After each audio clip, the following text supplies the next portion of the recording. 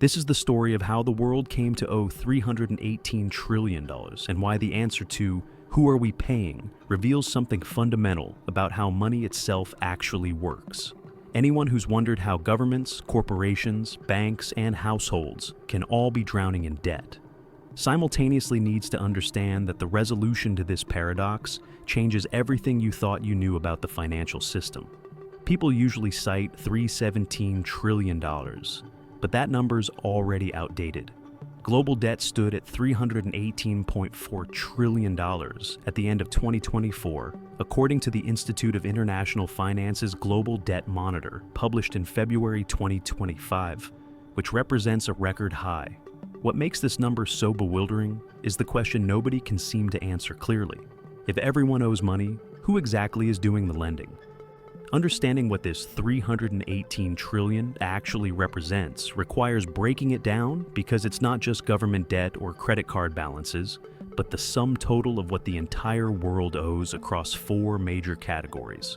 Government and sovereign debt accounts for $95.3 trillion, representing 29.9% of the total and including everything from U.S. Treasury bonds to Japanese government securities to municipal bonds worldwide. Non-financial corporations owe $91.3 trillion at 28.7% of global debt, covering companies like Apple, Toyota, and Shell that have issued bonds or taken out loans to finance operations, expansion, or acquisitions. The financial sector itself owes $71.4 trillion, making up 22.4% of the total, which means banks, insurance companies, and investment firms that lend money are themselves deeply in debt. Households collectively owe $60.1 trillion, or 18.9% of the global total, through mortgages, car loans, credit cards, and student debt that all add up. What makes this staggering is that $318 trillion represents 328% of global GDP. The world economy produces about 97 trillion worth of goods and services annually, but we owe more than 3 times that amount. And that ratio just went up for the first time in 4 years. The debt didn't shrink, but grew by nearly $7 trillion in 2024 alone, which is roughly the combined economies of Germany and Japan added to the debt pile in a single year. Here's where things get strange. Governments, corporations, banks, and individuals all owe money, so who are they paying and who has $318 trillion to lend out? This isn't an abstract philosophical question, but the kind of thing that keeps people awake at night, wondering if the whole system is some kind of elaborate Ponzi scheme. For decades, the answer has been obscured by complexity, by financial jargon, by the sheer difficulty of tracking money as it moves through the global financial system. The answer exists, and it's more logical than you might think, though it requires understanding something fundamental about how modern money actually works.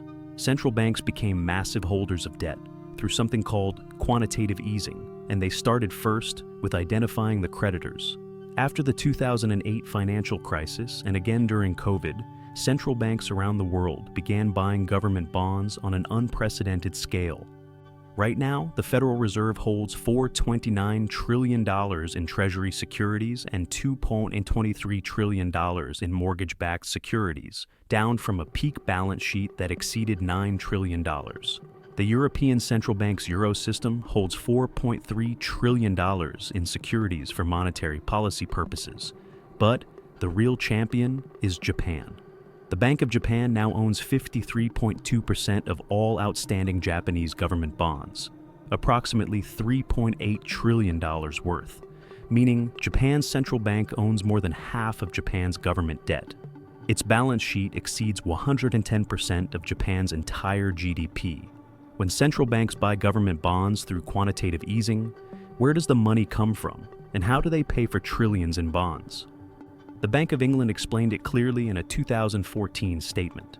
The money we use to buy bonds did not come from government taxation or borrowing. Instead, we can create money digitally in the form of central bank reserves. They created it out of thin air digitally with keystrokes. The world's top 1,000 banks hold $164 trillion in total assets with $83 trillion in net loans outstanding. And these are the institutions that actually create most of the money in the economy, though we'll get to that mechanism in a moment. China dominates global banking, with the Industrial and Commercial Bank of China leading at $6.7 trillion in assets, followed by Agricultural Bank of China at $5.6 trillion. China Construction Bank at $5.4 trillion, and Bank of China at $4.5 trillion. JP Morgan Chase is the largest U.S. bank at $4 trillion. Banks hold $83 trillion in loans they've lent out, but simultaneously owe $103 trillion in customer deposits, which means they're creditors and debtors at the same time. Every dollar you have in your checking account is money the bank owes you. Global pension assets reached $58.5 trillion in 2024, with the United States alone holding $38 trillion, or 65% of the global total. Pension funds allocate approximately 33% to bonds, so roughly $19 trillion of global debt is held by pension funds that are investing your retirement savings in government and corporate bonds to earn interest that pays future retirees. Insurance companies hold $35.7 trillion in assets globally, and U.S. insurers alone hold $5.4 trillion in bonds, with over half in corporate bonds. Insurance companies must hold low-risk, income-generating assets to match their long-term liabilities to policyholders, making them natural buyers of debt. Sovereign wealth funds grew to $13.2 trillion in 2023, up 14% in a single year. And these government investment vehicles, funded by oil revenues, trade surpluses, or other national resources, would represent the third largest economy in the world after the US and China if combined. Norway's government pension fund Global leads at $1.8 trillion, followed by China Investment Corporation at $1.3 trillion. Countries also hold other countries' debt, with foreign entities holding approximately $8 trillion in U.S. Treasury securities alone. Japan is the largest foreign holder at $1.1 trillion, though China has been gradually reducing its holdings. And over 50% of foreign-held treasuries are owned by foreign central banks and governments. So, we've identified the creditors as central banks, commercial banks, pension funds, insurance companies, sovereign wealth funds, and foreign governments. And together, they hold the $318 trillion. But here's the problem. Central banks are owned by governments, commercial banks owe depositors, pension funds owe retirees, insurance companies owe policyholders, and foreign governments owe their own citizens and institutions. The creditors are all debtors themselves. This is where the real insight emerges from a landmark paper the Bank of England published in 2014 titled Money Creation in the Modern Economy, which contains a sentence that changes everything if you truly understand it. Whenever a bank makes a loan, it creates a deposit in the borrower's bank account, thereby creating new money. Banks don't lend out existing deposits, but create new money when they make loans. For most of human history, we've told ourselves a story about how banking works that goes like this. You deposit $1,000 in a bank. The bank holds back a percentage like $100 and lends out the remaining $900 to someone else. That person spends it, and it gets deposited in another bank, which lends out $810 of it, and so on. This is called the money multiplier model, taught in virtually every economics textbook. And the Bank of England says explicitly that this model is wrong. Banks do not act simply as intermediaries, lending out deposits that savers place with them. And nor do they multiply up central bank money to create new loans and deposits. When a bank approves a $100,000 mortgage, it doesn't transfer money from some vault or from other depositors' accounts, but instead creates two things simultaneously through double-entry accounting: an asset for the bank, which is the loan itself, and a liability for the bank, which is a new deposit of $100,000 that appears in the borrower's account. The money didn't exist before, and the bank created it with keystrokes. The Bank of England states most of the money in circulation is created, not by the printing presses of the Bank of England, but by the commercial banks themselves. Banks create money whenever they lend to someone in the economy or buy an asset from consumers. In the UK, 97% of the money supply consists of bank deposits created through lending, with only 3% being actual currency like physical notes and coins. In the United States, only about $2 trillion of the money supply is currency while the rest is bank deposits. Money is debt because they're the same thing, with every bank loan creating new money and every loan repayment destroying money. This is how the paradox resolves. Net debt globally is always exactly zero, because one person's debt is precisely equal to another person's asset. When Bank A makes a loan to person X, four things happen simultaneously, where Bank A gains an asset called the loan. Person X gains a liability called the debt. Person X gains an asset called the deposit or the money they can now spend, and Bank A gains a liability because they owe that deposit to person X. The $318 trillion in liabilities has a corresponding $318 trillion in financial assets as two sides of the same ledger, which is why everyone can owe money simultaneously. Entities are simultaneously debtors and creditors, with central banks holding trillions in bonds but owing reserves to commercial banks issuing $83 trillion in loans but owing $103 trillion in deposits, and pension funds holding bonds but owing future benefits to retirees. Money flows in circles where the US government issues treasury bonds, Japan's pension fund buys them, the Japanese government borrows money itself, the Bank of Japan buys Japanese government bonds with created money, and Japan holds over $1 trillion in US treasuries as reserves, round and round. Richard Vague, who wrote The Paradox of Debt in 2023, puts it this way: debt growth in excess of GDP growth is a feature of modern economic systems, not a bug, and thus ever-increasing leverage is built into the very structure of the economy. Understanding how we got here requires looking at the timeline, because global debt has nearly quadrupled since 2000. Global debt stood at approximately $84 trillion in 2000, then reached $143 trillion by 2007, just before the financial crisis. 2008 came, and debt exploded to $173 trillion at a $30 trillion increase in a single year as governments bailed out failing banks, and central banks began unprecedented interventions. We crossed $200 trillion by 2014, then reached $250 trillion by 2019, and that's when COVID hit. The pandemic caused the largest one-year debt surge since World War II, with global debt jumping by $28 trillion in 2020 alone and pushing the total past $290 trillion. Governments accounted for over half of that increase, and advanced economies plus China were responsible for more than 90% of the surge. We crossed $300 trillion in 2021 and now stand at $318 trillion in 2024. With the Institute of International Finance projecting government debt alone will reach $130 trillion by 2028, and potentially $170 trillion when climate-related spending requirements are included. Two acceleration events stand out as the 2008 financial crisis and the 2020 pandemic, both triggering extraordinary central bank interventions.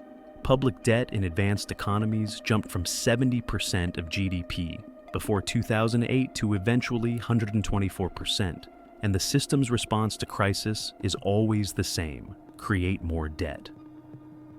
The Federal Reserve eliminated all reserve requirements effective March 26, 2020, which means banks are no longer required to hold any reserves against deposits.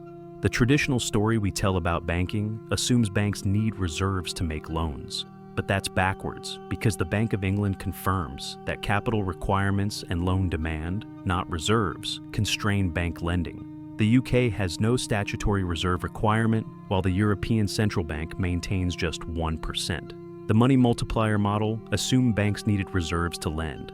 But the truth is, banks create loans first, and reserves are created to settle payments between banks afterward.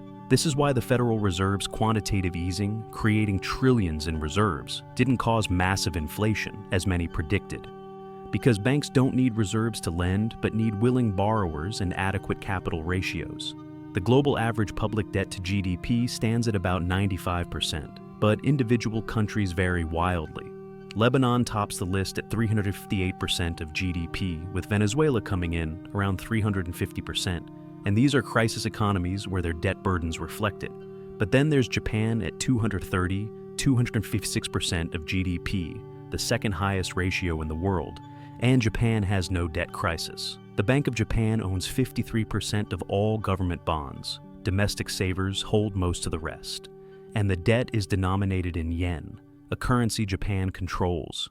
Greece sits at 170% still recovering from its crisis, while Italy is around 140% as a constant concern for the Eurozone.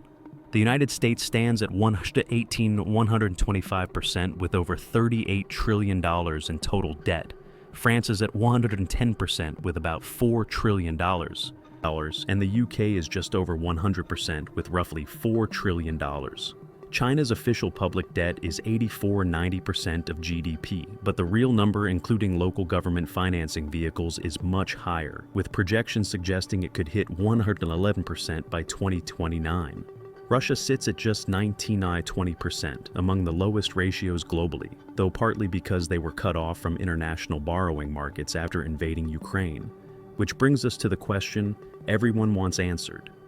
Is this sustainable? And economists disagree sharply with the debate breaking down along familiar ideological lines. The Keynesian view, represented by Nobel laureate Paul Krugman, holds that government debt is manageable when used counter-cyclically. Krugman argues, how did we pay off the debt from World War II? We didn't. Debt as a percentage of GDP was way down, thanks to growth and inflation. He notes current U.S. debt levels roughly match levels seen at the end of World War II, and are well below Japan's current debt burden. But even Krugman acknowledges the situation has changed. We are now at a point where continuing to run up debt no longer makes sense. Even people like me, who are usually relaxed about debt, would really like to see a serious effort to slow the rate at which debt is rising. Austrian economists take the opposite view, with Ludwig von Mises warning, there is no means of avoiding the final collapse of a boom brought about by credit expansion. Austrian school thinking argues that central banks' artificially low interest rates induce unsustainable expansion of bank credit, and that debt liquidation is the only solution to a debt-fueled problem. Modern monetary theory. Proponents like Stephanie Kelton argue that sovereign nations issuing their own currency cannot default, and that inflation, not debt, is the only real constraint. Critics like Larry Summers call MMT a recipe for disaster, while former IMF chief economist Olivier Blanchard counters, the deficit, unless very small, cannot be fully financed through non-interest-bearing money creation without leading to high or hyperinflation. The IMF and mainstream institutions take a more cautious middle path, with Vitor Gaspar, the IMF's fiscal affairs director, warning, global public debt is projected to go above $100 trillion this year. The time to act is now. Further delays in fiscal adjustments could exacerbate public debt risks. Kenneth Rogoff from Harvard has perhaps the most sobering assessment. The global economy is in the later stages of a debt supercycle, crushed under a burden accumulated over years of lax regulation and financial excess. On what happens when it breaks? We're not going to have a crisis like Greece had, but inflation's not pleasant. Rogoff adds, it is impossible to predict how and when a U.S. debt problem may erupt. While advanced economies debate theoretical sustainability, developing countries face immediate crisis. According to UNCTAD, 3.4 billion people live in countries spending more on debt interest than on either health or education, which means billions of people living in nations that prioritize paying creditors over healing the sick or educating children. Developing countries' interest payments reached $921 billion in 2024, a 10% increase from 2023, and the IMF warns that 53% of low-income developing countries and 23% of emerging market economies are at high risk of debt distress, or already in distress. These nations borrow at rates 2 to 4 times higher than the United States pays. The system works differently for rich and poor nations, where the United States borrows at 4 to 5% interest, while poor countries pay 10 to 20% or higher. The U.S. can print dollars to service dollar-denominated debt, but developing countries cannot. And when they face crisis, they must implement brutal austerity/public services and watch their populations suffer. This is the other side of the $318 trillion, where it's not distributed equally, with emerging market debt to GDP hitting an all-time high of 245% in 2024, while mature markets sit at 329%. The system creates debt at unprecedented rates, but the burden falls disproportionately on those least able to carry it. So, let's return to the original question. The world owes $318 trillion. Who is the lender if everyone owes money? The answer comes in three parts. The actual figure is $318.4 trillion as of the end of 2024, according to the Institute of International Finance, including government debt of $95.3 trillion, corporate debt of $91.3 trillion, financial sector debt of $71.4 trillion, and household debt of $60.1 trillion. The creditors are not mysterious external entities, but interconnected institutions like central banks holding over $20 trillion, commercial banks with $83 trillion in loans, pension funds with $58.5 trillion in assets, insurance companies with $36 trillion, sovereign wealth funds with $13.2 trillion, and foreign governments holding $8 trillion in U.S. treasuries alone. All of these creditors are simultaneously debtors themselves. Most importantly, the paradox dissolves when you understand that money is debt, with the Bank of England confirming that most money is created when banks make loans. Every dollar of debt is matched by a dollar of assets somewhere in the system, and net global debt is mathematically zero. The real question isn't who do we owe, but whether this circular system can continue to grow without breaking. Economists profoundly disagree on that, with Paul Krugman saying that with political will, we could resolve debt concerns quite easily, Kenneth Rogoff warning we're in the late stages of a debt supercycle, and Richard Vague arguing rising debt is the primary source of economic growth, new money creation, and wealth creation. But unless periodically deleveraged, debt brings inequality and potential economic calamity. What we know for certain is this: the system is internally consistent. The structure follows logical rules, however vast it is. Every liability has a corresponding asset, and every debtor has a creditor. The web is complex but not random. Whether it's sustainable is the question that will define the next decade, and the answer will determine whether the $318 trillion represents the foundation of continued prosperity or the weight that finally brings the whole structure down.